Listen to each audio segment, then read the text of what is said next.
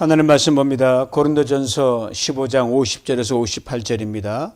15장 50절에서 58절 제가 읽어드립니다. 형제들아 내가 이것을 말하노니 혈과 육은 하나님 나라를 이어받을 수 없고 또한 썩는 것은 썩지 아니하는 것을 유업으로 받지 못하느니라. 보라 내가 너희에게 비밀을 말하노니 우리가 다 잠잘 것이 아니요 마지막 나팔에 순식간에 호련히 다 변화되리니 나팔 소리가 나매 죽은 자들이 썩지 아니할 것으로 다시 살아나고 우리도 변화되리라. 이 썩을 것이 반드시 썩지 아니할 것을 입겠고 이 죽을 것이 죽지 아니함을 입으리로다. 이 썩을 것이 썩지 아니함을 입고 이 죽을 것이 죽지 아니함을 입을 때에는 사망을 삼키고 이기리라고 기록된 말씀이 이루어지리라. 사망아 너희 승리가 어디 있느냐? 사망아 내가 쏘는 것이 어디 있느냐? 사망이 쏘는 것은 죄요 죄의 권능은 율법이라. 우리 주 예수 그리스도로 말미암아 우리에게 승리를 주시는 하나님께 감사하노니 그러므로 내 사랑하는 형제들아 견실하며 흔들리지 말고 항상 주의 일에 더욱 힘쓰는 자들이 되라. 이는 너희 수고가 주 안에서 헛되지 않은 줄 알미라. 아멘. 부활장으로 불리는 고린도전서 15장 긴 58절까지 그 시작을 열면서 오늘 마지막 클라이맥스에 이르게 됩니다.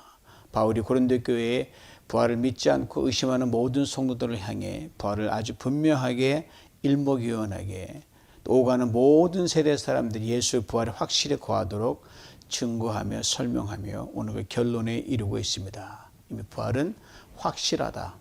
예수 그리스도의 부활은 성경대로 이루어졌고 그 부활을 본 많은 증인들이 있고 십자가의 원소로 해당하는 내가 바로 그 증인이다. 내가 증인이 경험했으니까 확실하죠. 그러면서 예수 안에 만약 부활이 없다고 하면 예수 믿는 사람이 제일 불쌍하다라고 역설적으로 말하면서 부활이 있기에 예수 믿는 사람이 제일 행복한 사람이다. 복된 자라. 이렇게 바울이 역설적으로 풀어나가고 있습니다. 그리스도의 부활로 우리 모두 부활한다. 그러고 나서 그럼 어떻게 부활해서 어떤 모습으로 갈 거냐를 바울이 자세하게 설명을 하죠. 끝이 아니라는 것. 그러면서 바울이 아주 쉬운 예를 듭니다. 자연계의 모든 생명의 순환의 원칙과 우주의 원리를 이용해 설명을 합니다. 그러면서 아주 원색적으로 말해 이 바보들아 그것도 모르느냐. 겨울 내내 말라붙은 나무가 봄이 되면 새싹이 푸릇푸릇 솟아나지 않냐? 한두 번 봤냐? 평생 봤지 않냐? 그 나무 보면서 이 나무가 살아날까 의심하는 사람이 어디 있느냐? 물은 게 바보다 이 말이죠. 이렇게 자연계의 미물인 짐승과 미물인 이 식물에도 이렇게 하나님이 이 새 생명을 돋는 걸 섭리해 놓으셨다고 하면 당신의 형상으로 지은 우리는 죽은 후에 우리의 부활에 어떤 모습으로 가는 가장 최고 최선의 걸 정해놓은 걸 아니냐. 바로 그렇게 분명하게 말하고 있습니다. 다만 바울도 그 부활한 순간에 지금은 바울은 다 경험했으니 그랬죠. 여러분 이 성경을 믿고 있지만 한 번도 육신을 벗고 그것을 갖지 못했기 때문에 믿고 있지만 어떻게 되는 걸 알지만 경험하지 못했기 때문에 사실 이거 말로 설명이 안 됩니다. 그래서 하늘나라 가면 제일 먼저 받는 경험이 뭐냐면요. 최대의 충격과 최대의 놀라움이 여러분과 제가 받는 첫 번째 그 현상입니다. 아니 믿었던 대로 왔지만 이 정도인 줄 몰랐다는 게 천국의 모습이거든요. 이제 바울이 부활장을 마무리하면서 오늘 본문을 이렇게 열고 있습니다. 50절입니다. 형제들아 내가 이것을 말하노니 혈과 육은 하나님 나라를 이어받을 수도 없고 또한 썩는 것은 썩지 않은 것을 유업으로 받지 못하느니라. 형제들이라고 했습니다. 바울이 편지를 쓸 당시에 고린도 교회 성도들이 형제지만 속 많이 세기는 성도였거든요. 싸우기 좋아하고 분쟁하기 좋아하고 나누기 좋아하고 시기하기 좋아하고 형제의 편가르기 좋아했던 그 사람들 형제지만 속 쓰리게 만든 사람이 형제들이었거든요. 그렇지만 다시 견고히 서서 부활신앙 안에 잘 갈 것을 믿었기에 여전히 예수님을 위하여 십자가를 지신 그 고린도교회 성도를 향해 진실된 마음으로 형제들하고 이렇게 편지를 곳곳에서 그렇게 쓰고 있습니다. 그리고 담대히 선언하며 혈과 육은 하나님 나라를 이어받을 수 없다. 또 썩는 것은 썩지 않을 것을 유업으로 받을 수 없다. 혈과 육이 분명한 한계를 말해주지요. 혈과 육 여러분과 지금 입고 있는 옷입니다. 이렇게 하면 아프잖아요. 이렇게 뭐 상처 입으면 썩기도 하고 그러다 쇠해가고 이 모습은 그대로 하나님 나라에 들어가지 못한다는 거예요. 그 어떤 힘센 군왕도 어떤 지혜 있는 사람도 못합니다. 이것이 육신의 한계입니다. 바울은 이 하늘나라에 들어가는 것을 상속자가 부모로부터 재산을 물려받는 그런 비유를 불러오고 있습니다. 부모의 재산을 물려받으려면 그 부모의 아들이든 아니면 양자가 되든 돼야 가능하거든요. 하나님에 들어가려면 하나님의 자녀가 되고 바울은 그 서신에서 우리 양자가 됐다 그러죠. 뭔가 자격이 돼야 되거든요. 유대인들이 이것을 아브라함의 언약을 받은 자기들이 서민이라고 해서 자동적 오토매틱하게 천국에 간다고 구원받는다고 하나님의 백성이라고 그들 그렇게 자칭 믿어왔다가 세례요한에게 엄청난 구제람을 받죠. 육신의 혈통으로 안 된다. 그렇다면 돌 가지고도 하나님 아브라함 아들 만들어낼 수 있다고 요한이 아주 강하게 선포를 했죠. 그러나 예수 그리스도 안에서 이거 다 바꿔놓았어요. 선민이고 뭐고 다 그 구별이 없어지고 유대인도 이방인도 남녀노소 다 없어지고 그냥 하나님의 선은 실존 하나밖에 되지 않습니다. 어떤 실존이요? 예수 그리스도를 믿는 그 하나님 앞에선 겸손한 사람, 그 사람에게만 상속자가 되는 자에게 주어진다는 거죠. 언약을 물려받는 겁니다. 그 사람에게 하나님 나라가 열리고 그 사람에게 썩지 아니할 그것을 유업을 받는다고 말하고 있습니다. 이걸 예수님이 오셔서 분명히 말씀하셨고 요한이 그의 복음 서도에 이렇게 분명히 말씀하잖아요. 요한복음 1장 12절 13절에 영접하는 자고 그 뜻대로 부르심을 입은 자들에게는 하나님의 자녀가 되는 권세를 주셨으니 이는 혈통으로나 육적으로나 사람의 뜻으로 하지 않고 오직 하나님께로 난 자들이니라. 하나님과 우리 교통하는 방법은 믿음밖에 없거든요. 하나님 믿어주신 것처럼 우리도 믿는 거죠. 그럼 지난번 다 기억하 새가족 환영회 때 우리 지금 한국에 나가 계신 안학수 집사님이 그 아마 주일학교 때 아마 배웠던 노래를 부르잖아요.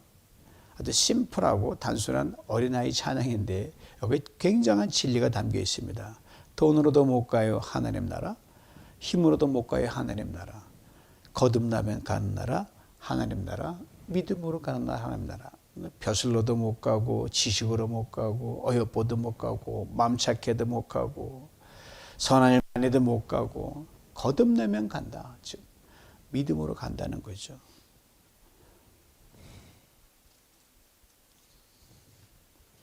믿음으로 가는 곳이 천국입니다. 믿음으로 부여받는 것이 상속자의 우리의 자격입니다. 우리를 위해 십자가를 지시고 부활하셔서 죄를 청산하시고 하나님의 자녀가 되는 특권을 주신 예수 그리스도 그분을 믿는 믿음 안에서 그래서 the way예요. 한 길밖에 없는 the only way예요. 그 믿음 안에서 부활의 영광이 우리에게 성취됩니다. 이 믿음 안에서 이 땅에서 다 썩어지는 것이 썩지 않은 영원한 곳으로 변화가 되는 거예요. 예수 믿는 사람 그 믿음 안에서요. 잃어버린 것이 하나도 없게 됩니다. 이게 놀라운 겁니다. 그 영광스러운 변화됨의 주인공 상속자들이 여러분과 저입니다. 이것만 가지고도 여러분 기죽을 거 없어요. 그러기에 지금의 육신은 시간이 지남에 따라 병들 때가 있고 약해지기도 하고 죽음을 맞지만 하나님이 예배하신 부활의 몸은 썩지 않고 영원하며 거룩합니다. 이 몸을 입을 상속자가 우리들이죠. 그리고 이어 바른다는 표현에서 바울이 강조가 되는 것도 바로 이겁니다. 현재 이 육신이 그대로 그냥 척하고 들어가면 뭐 그럴 수도 있겠지만 그대로 들어가지 못한다는 그런 일이 없다는 거예요. 이어진 51절과 52절의 바울은 마지막 부활 때 일어날 비밀을 설명합니다. 근데 51절은 마지막 날에 이 육신이 부활의 옷을 입는 영광스러운 변화가 있게 될 것이다 라는 것을 51절은 얘기하고요. 근데 원문에는 우리말과 많이 다릅니다. 원문은 이렇게 되어 있어요. 들어보시오. 보라, 내가 너에게 비밀을 말하노니 우리가 다 잠잘 것이 아니요 다 변화되리니. 비밀이라고 했어요. 바울이 비밀이라고 말한 것은요, 비밀은 감추어져 있던 건데 예수 그리스도 때문에 드러난 걸 말하거든요. 예수 그리스도 오셔서 부활한 그 부활의 사건이 있기 전까지 한 번도 그런 걸 본 적이 없기 때문에 그냥 모든 사람에겐 닫혔고 모든 사람에겐 막혀있던 것이었어요. 경험하지 못했기 때문에 이게 쥐어줘도 설명해도 안 해. 보기 전까지는. 예수 그리스도의 부활로 밝혀진 비밀입니다. 즉 부활한다는 거죠. 이렇게 썩어 죽은 몸에서 새 생명이 태어난다는 것. 그걸 예수님이 십자가 지시기 전에 나사로를 살려낸 사건에서 한번 맛보기로 보여주셨거든요. 우리가 다 잠잘 것이 아니라고 했습니다. 이 잠잔다는 건 죽음을 말하는 거죠. 자, 우리가 다 잠잘 것이 아니라는 말은 다는 아니라는 거예요.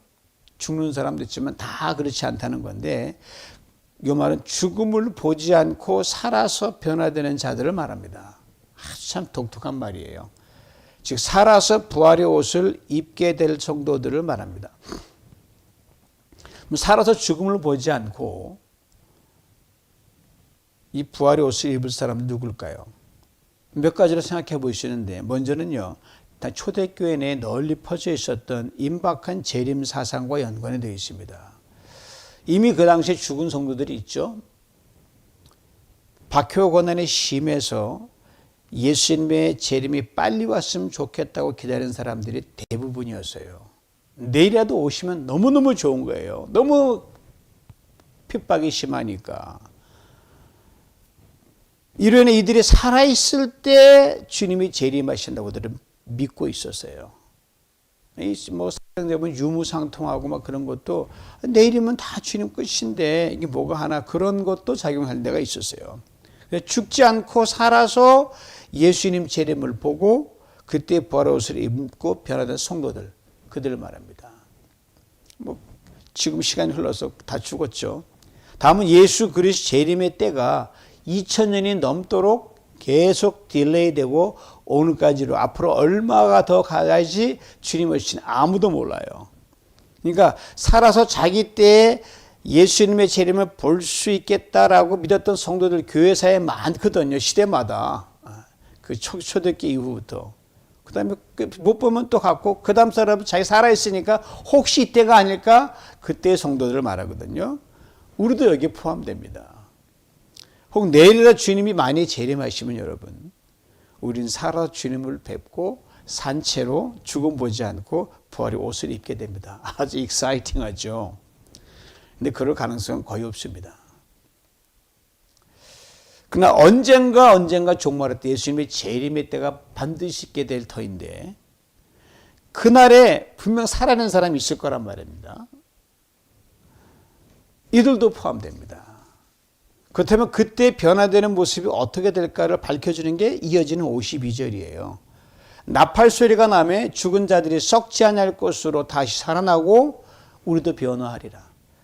52절에는 51절에 없던 표현 나팔 소리, 마지막 나팔 소리, 순식간, 호련히 이게 이 우리말 성경 51절에 미리 나오고 뒤에는 없어요. 근데 원문에는 51절에는 없고 52절에만 나옵니다. 마지막 나팔 소리. 순식간에 호련히. 그러니까 51절은 변화된다라는 것을 분명히 얘기하고 어떻게라를 설명하는 게 52절이에요. 그리고 이 편이 바로 부활할 때 모습과 상황을 설명해 주는데 때와 변화된 시간입니다. 즉 때는 마지막 나팔 불 때 즉 주님이 재림하실 때죠. 주님이 재림할 때는 최후 승리거든요. 전쟁터에 나가 사람 군 나팔을 막 불면 출정이라는 것도 있고 퇴각이라는 건 많이 있지만 승리하는 나팔인데요. 승리의 나팔입니다. 그리고 변화되는 속도와 시간을 말해주는데 순식간이라 그랬고요. 호련이라 그랬습니다. 순식간이란 뭐냐면요. 원의 아톰, 원자란 단어 썼거든요. 지금의 원자를보다 더 작은 게 있지만 그 당시에 원자가 최고였던 것 같아요. 원자 더 이상 쪼갤 수 없는 그 찰나의 시간, 그렇게 급박하게 임한다는 거예요. 그게 바로 순식간입니다. 호련이란 눈 깜빡할 사이예요. 뭔 말이에요? 눈 하나 감고 뜨면 무척 빠르죠. 눈 깜빡 사이에 여러분 우주를 왔다 갔다 할 수 있거든요.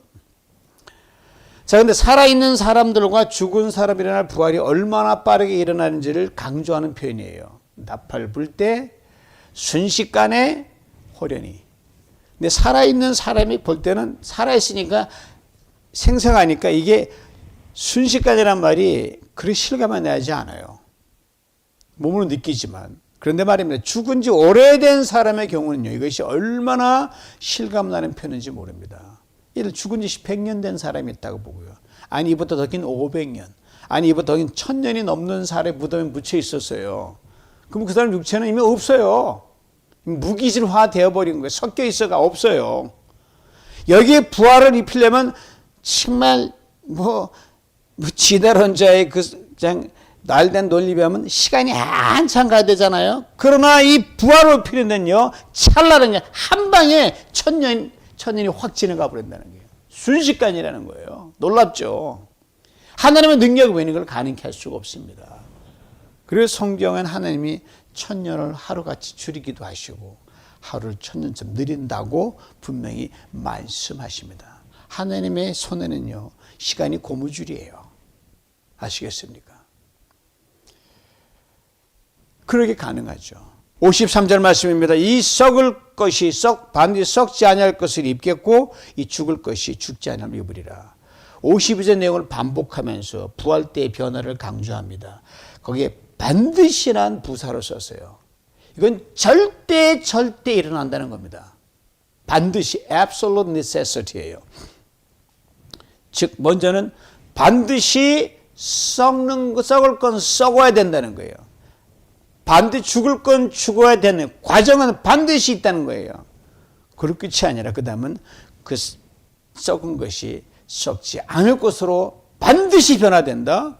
죽을 것이 죽지 않을 것으로 반드시 바뀐다. 이걸 바울이 강조해서 말하고 있습니다. 반드시 부활해서 입는다 이 말이죠. 입는다는 표현이 참 재미있어요. 하나님의 예배는 큰 부활의 옷으로요 쏙 들어간다는 거예요. 여러분 어렸을 때 아이들이 하다 보면 아이들이 이렇게 놓으면 추울 때 엄마의 피부로 팍 파고들잖아요. 그걸 연상하시면 돼요. 고린도서 5장 4절에 덧입고자 함이라는 표현이 있어요.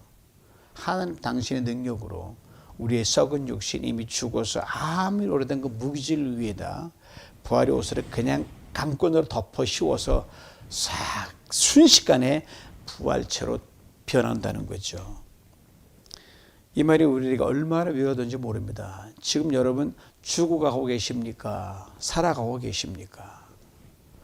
우리가 지금 보면은 인간적인 관점에서 보면 늙어가고 쇠하여가고 우리가 병들어가고 죽음으로 가는 것처럼 보이지만 아닙니다. 부활의 옷을 입는 그 시간으로 가기 때문에 더 살아가는 거예요. 더 강해지는 거예요. 더 아름다워지는 거예요. 이게 놀라운 겁니다. 믿음 안에서 보면요. 여러분과 저는 forever young이에요. 오늘 보면은 부활의 날에 성취될 극적인 장면을 소개합니다. 이 썩을 것이 썩지 아니함을 입고 이 죽을 것이 죽지 아니함을 입을 때는 사망을 삼키고 이기리라고 기록된 말씀이 이루어지리라. 하나님은 갑자기 하루아침에 아무 예고도 없이 된다 이렇게 말씀하신 분 아니에요.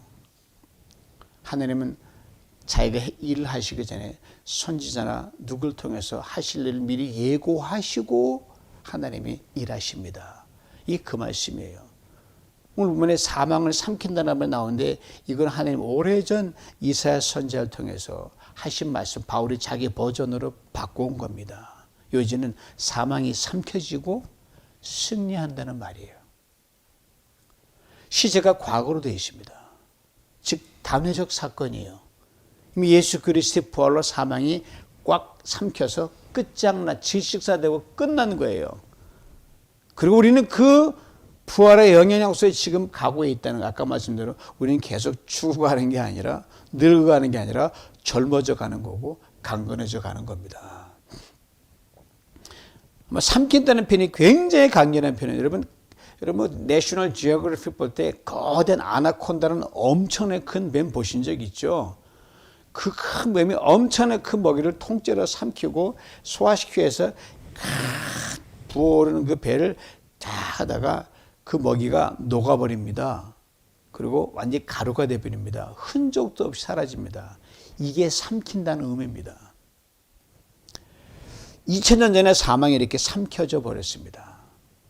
고로 이제는 사망이 있지만 우리를 주장하지 못합니다. 아직은 육신일기에 우리가 이런저런 변화를 겪지만 사망이 우리를 가두어두지 못합니다. 그리고 그리스도인은 우리들의 나그네 여정은 죽음을 향해 가는 여정이 아니라 예수 그리스도의 십자가와 부활의 능력에 이미 삼킴바 된 죽음, 그 사망이라는 놈에게 최종 승리를 선언하는 부활의 날을 향해 달려가는 환희의 여정입니다. 그리고 우리가 불러야 노래는요, 사의 찬가, 죽음을 찬미하는 노래가 아닙니다. 부활의 송가입니다. 아무리 힘들어 입에 나오는 건 부활의 노래예요. 그리고 슬픔 가운데서 기쁨을 노래합니다. 눈물 가운데서 소망을 노래합니다.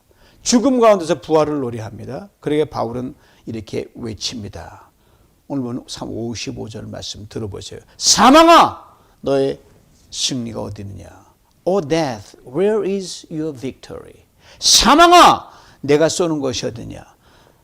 O death, where is your sting? 사망은 아시는 인류 역사 누구도 피할 수 없었던 마지막 적이었습니다. 왕도, 영웅도, 성자도, 선인도 예외 없었습니다. 그러나 단 한 번 예수 그리스도께서 그 사망을 삼키고 무덤을 깨뜨리셨습니다. 예언을 보면 이게 분명히 선포하잖아요. 사망아, 너의 승리가 어디 있느냐? 사망아, 내 그토록 사랑한 독침이 어디 있느냐? 이건 그냥 단순한 감정적 표현이 아니라요, 상함 앞에서 벌벌 떨던 인간의 입에서 나오는 승전가입니다. 부활의 확신을 가진 자만이 할 수 있는 담대한 신앙 선언입니다. 정말 지금 가장 연약한 가운데 계시는 최수영 목사님, 저는 강건한 모습으로 늘 갈 때마다 봬요. 또 확인시켜드리고요. 영광이 우리보다 더 찬란한 그 목사님 거실을 두르고 있는 걸 저는 믿음으로 봅니다. 우리보다 더 영광스러운 모습으로 계시는 거예요. 이게 부활신앙을 가지고 있는 최 목사님의 믿음이고 그의 비전입니다. 그렇습니다. 이제 예수께서 사망을 삼키셨기 때문입니다. 예수께서 부활하셨기에 우리도 그와 함께 살아날 것이기 때문입니다. 그러므로 이제는 사망을 향하여 그냥 담대히 말할 수 있어야 됩니다. 사망아, 너 끝났어. You are done. 나는 부활의 생명을 입었다. 내 삶의 마지막은 무덤이 아니라 영광이다, 이 바보야. 이렇게 외치는 거예요. 아파도, 연약해도, 힘들어도 이게 여러분의 고백입니다. 사망에 대한 승리의 선언의 56절에 이렇게 말씀합니다. 사망에 쏘는 것은 죄요? 죄의 권능은 율법이다.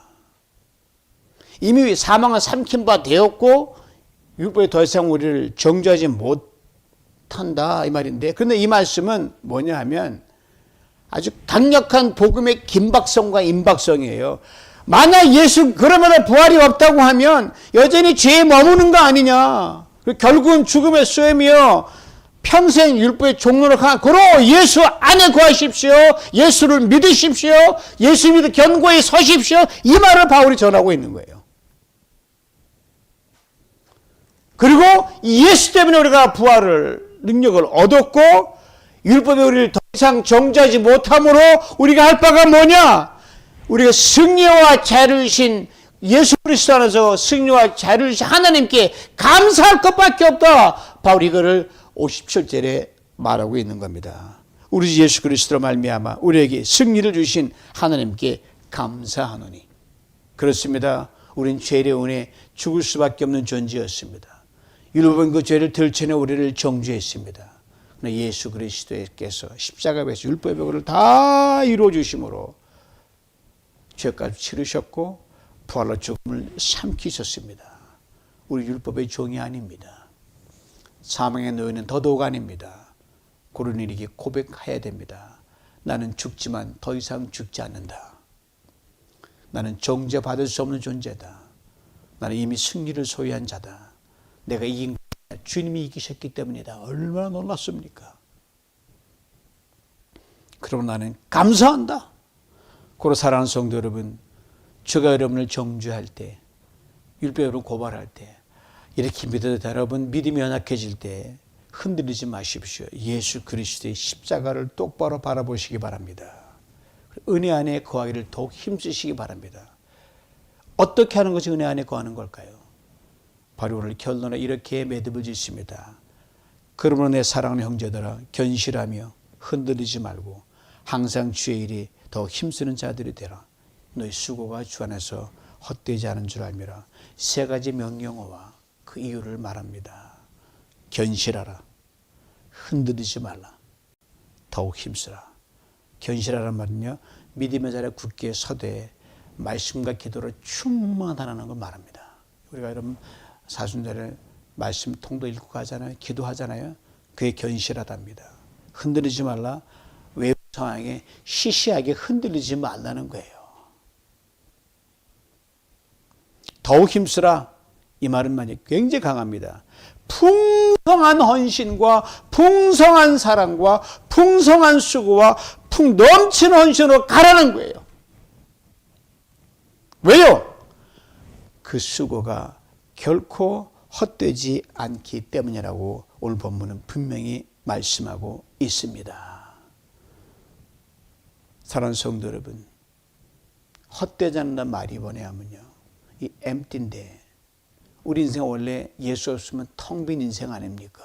예수님께서 빌립보서 2장에 그가 하나님과 동등됨을 취하지 않고 자기 자신을 비워 종의 형상과 십자가 죽었다 막 그때 빈다는 말이 그게 요 오늘 본문에 빈다는 단어와 똑같아요. 우리 텅 빈 인생 예수가 부활하고 꽉 채워졌잖아요. 그러기에 견실하라, 흔들리지 말라, 힘쓰라는 말이에요. 왜? 텅 빈 너 인생을 내가 꽉 채울 테니까 두려워하지 말라는, 뭘 잃을 것이 두려워서 움켜쥐냐는 거죠. 뭘 이렇게 두려워서 그렇게 이기적으로 가냐는 거죠. 시간도 물질도 재능도 풍성하게 하면 결코 버림받지 아니하고 내가 채운다는 말씀이에요. 이 부활의 믿음으로 다시 일어서서 이 부활의 믿음 끝까지 견고하게 흔들리지 말며 더욱 주의 힘쓰는 우리 모두가 될 수 있기를 주님의 이름으로 축원합니다. 하나님 아버지 감사합니다. 오시옵소서. 하나님, 이 부활신앙 가진 것이 우리 그리스도인인데 하나님, 부활신앙 가진 자답게 살지 못했고 그렇게 말을 못했고 삶을 달하지 못했습니다. 전능하신 아버지 하나님,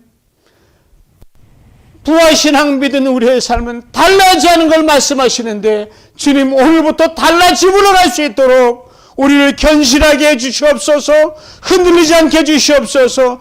풍성한 주의 헌신과 사랑에 넘치게 하여 주시옵소서. 성령 충만한 오늘 우리 인생의 아버지 하나님 대결단과 변화가 있게 만들어 주시옵소서. 성령 충만으로 가능케 만들어 주시옵소서. 예수님의 이름으로 기도하옵나이다. 아멘.